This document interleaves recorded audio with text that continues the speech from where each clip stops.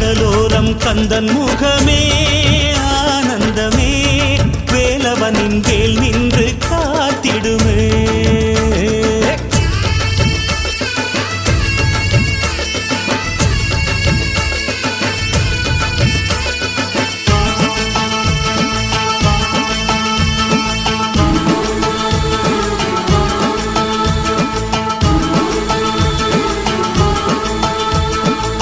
யாருமில்லை என்று நின்றால் கந்தன் வருவான் ஒன்றுமில்லை என்று சொன்னால் கந்தன் தருவான்